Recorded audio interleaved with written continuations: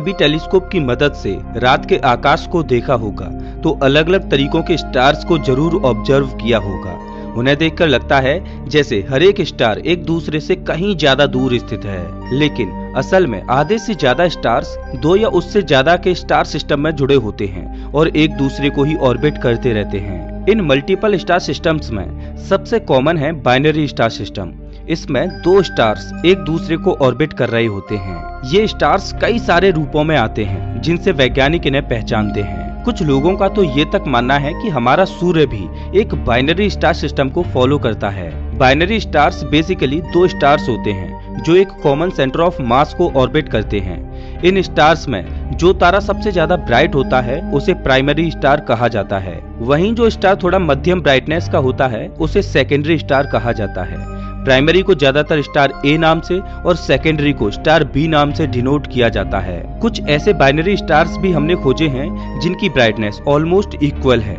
जो भी व्यक्ति इस तरह के स्टार्स की खोज करता है वो अपने मन मुताबिक इनका नाम रख सकता है। आप भी अगर कोई न्यू और यूनिक बाइनरी स्टार खोजते हो तो आप भी उसे अपना कोई पसंदीदा नाम दे सकते हो।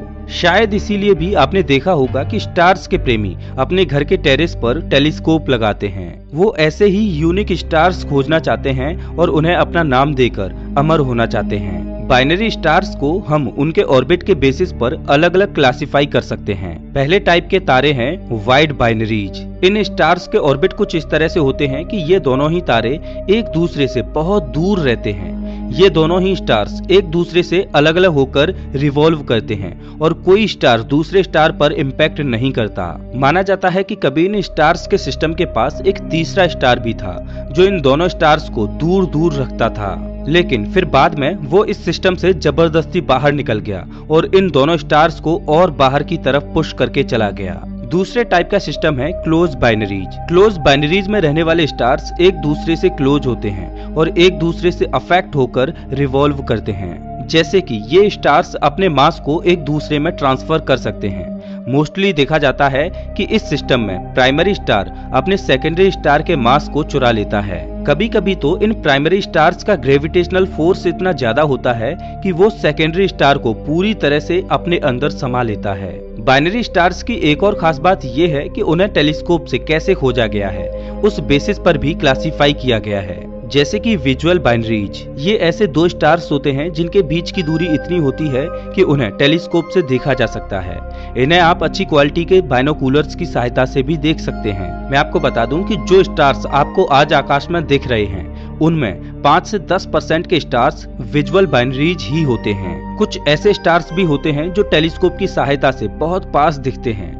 वैज्ञानिक इन स्टार्स से निकलने वाली लाइट की वेवलेंथ को ऑब्जर्व करते हैं और उसके बाद ही उनके बाइनरी नेचर को कंफर्म किया जाता है। इन्हें स्पेक्ट्रोस्कोपिक बाइनरीज कहा जाता है। जैसे कभी कभार चांद हमारी धरती और सूर्य के बीच में आकर एक्लिप्स यानी ग्रहण करता है, उसी तरह कुछ बाइनरी स्टार्स भी ऐसा करते हैं। ऐसे स्टार्स के ऑर्बिट इस एंगल पर होते हैं कि पृथ्वी से देखने पर एक स्टार दूसरे स्टार के सामने से गुजरता है, जिससे एक्लिप्स बनता है। इन्हें एक्लिप्सिंग बाइनरीज कहते हैं। ये फीचर पूरी तरह से हमारे देखने के नजरिए से ही बना है। स्टार्स को मोस्टली हम पृथ्वी से ही देखते हैं, लेकिन अगर स्पेस से देखें तो जरूरी नहीं कि ये एक एक्लिप्स में ही दिखाई देंगे। एस्ट्रोमेट्रिक बाइनरीज बहुत ही इंटरेस्टिंग टाइप के स्टार्स होते हैं। पहली बार इन्हें ऑब्जर्व करने पर ऐसा लगता है जैसे ये खाली स्पेस में अकेले घूम रहे हैं। इसके पार्टनर स्टार के बारे में हम सिर्फ अंदाजा ही लगा सकते हैं। इसके साथ जो दूसरा स्टार होता है वो इतना डिम ब्राइटनेस का होता है कि उसे आंखों से देखना मुश्किल होता है। कई बार तो ऐसा भी होता है कि ऐसे सिस्टम का प्राइमरी स्टार इतना ज्यादा ब्राइट होता है कि वो अपने सेकेंडरी स्टार को पूरी तरह से छुपा लेता है। सबसे पहले बाइनरी स्टार्स जो डिस्कवर हुए थे वो विजुअल बाइनरीज टाइप के हुए थे और आपको जानकर हैरानी होगी कि इन्हें सबसे पहली बार साल 1617 के दशक में गैलीलियो गैलीली ने डिस्कवर किया था। अब इस तरह के तारे कैसे बनते हैं उसके कई पॉसिबल जवाब हो सकते हैं। सबसे पहला तो ये कि स्टार्स गैलेक्सी में इधर उधर ट्रेवल करते रहते हैं। कभी कभार एक स्टार अपने पास से गुजर रहे स्टार को ग्रेविटेशनल फोर्स से कैप्चर कर लेता है, लेकिन ये बात भी सच है कि ये बहुत ही ज्यादा रेयर मूवमेंट है जिसे सिर्फ लक से ही कोई इंसान लाइव ऑब्जर्व कर सकता है। लेकिन कॉमनली बाइनरी स्टार्स ऐसे नहीं बनते। आप जानते ही होंगे कि तारे स्पेस में मौजूद डस्ट और गैस से बनते हैं। ये गैस और डस्ट का कंपोजिशन जब एक पर्टिकुलर जगह पर ज्यादा होने लगता है तब वो ग्रेविटेशनल फोर्स से और ज्यादा गैस और डस्ट अपने अंदर लेने लगता है। इवेंचुअली ये ग्रेविटेशनल फोर्स इतना ज्यादा बड़ा हो जाता है कि ये स्टार में तब्दील हो जाता है। इसी प्रोसेस के दौरान ही कभी कभी तारे डिवाइड हो जाते हैं और बाइनरी स्टार में बदल जाते हैं। अब ये सवाल उठता है कि क्या हमारा सूर्य भी एक बाइनरी स्टार है? अगर हाँ, तो इसका साथीदार वाला स्टार कौन सा है? 1980s में वैज्ञानिकों ने सजेस्ट किया था कि नेमेसिस नाम का एक तारा सूर्य का सेकेंडरी स्टार हो सकता है। सिर्फ इतना ही नहीं, वैज्ञानिकों का यह भी कहना था कि इसी की वजह से पृथ्वी पर एक पीरियड के बाद मास एक्सटिंक्शंस हुआ करते थे। पैलियोंटोलॉजिस्ट सजेस्ट करते हैं कि हमारी पृथ्वी एक 26 मिलियन ईयर साइकिल पर चलती है। हर 26 मिलियन सालों के बाद पृथ्वी पर मास एक्सटिंक्शन होता है और इसकी वजह शायद नेमेसिस स्टार ही है। साल 2010 में नासा के वाइड फील्ड इंफ्रारेड सर्वे एक्सप्लोरर ने ऐसे स्टार को खोजना शुरू किया और ये सिर्फ हमारे सोलर सिस्टम में ही इसे नहीं खोज रहा, बल्कि दूर दूर की जगहों पर भी अलग अलग स्टार्स को ऑब्जर्व कर रहा है।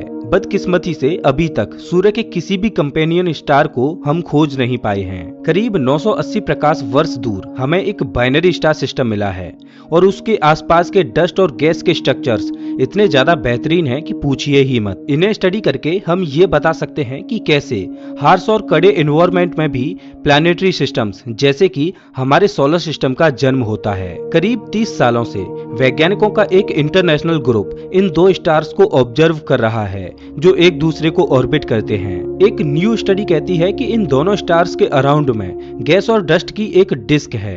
ये बाइनरी स्टार SVS13 अभी अपने शुरुआती फेज में है। अब जैसा कि हम जानते ही हैं कि स्टार्स के अराउंड ही प्लैनेट्स भी फॉर्म होते हैं।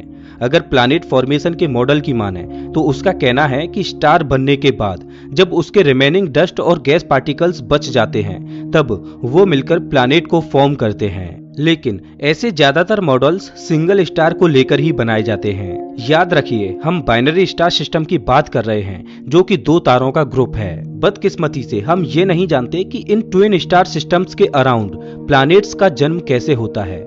जाहिर सी बात है कि जो भी प्लैनेट बनेगा उन पे दोनों ही स्टार्स का ग्रेविटेशनल फोर्स लगेगा। इस इक्वेशन से तो इन स्टार सिस्टम्स में प्लैनेट्स फॉर्म ही नहीं होने चाहिए, लेकिन फिर भी इनमें प्लैनेट्स फॉर्म हो जाते हैं। यूनिवर्सिटी ऑफ मैनचेस्टर में मौजूद यूके एल्मा रीजनल सेंटर के रिसर्चर्स ने कहा है कि SVS13 का जो बाइनरी सिस्टम हमने ऑब्जर्व किया है उसमें दोनों ही स्टार्स के अराउंड अलग अलग एक गैस और डस्ट की बड़ी डिस्क है जिसमें प्लैनेट्स फॉर्म होते हैं। सिर्फ इतना ही नहीं, दोनों ही स्टार्स के चारों तरफ भी गैस और डस्ट की एक बहुत बड़ी डिस्क बन रही है। आउटर डिस्क एक स्पाइरल स्ट्रक्चर का है जो स्टार्स के डिस्क को मैटर खिलाकर उसे बड़ा कर रहा है। मतलब ऐसे समझ लीजिए कि आउटर डस्ट की जो डिस्क है वो एक मदर डिस्क है जो अपने अंदर के दोनों स्टार्स के डिस्क को अपने बच्चों की तरह खाना खिला रही है और उनमें प्लैनेट्स फॉर्म करने में सहायता कर रही है। ऐसा माना जा रहा है कि भविष्य में इन तीनों ही जगहों पर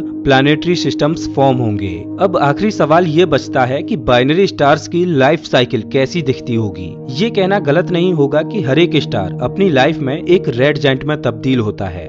इसके साथ ही ऐसा होने पर वो अपने आसपास के प्लैनेट्स को अपने अंदर समेट लेता है। बाइनरी स्टार्स में भी कुछ ऐसा ही होता है।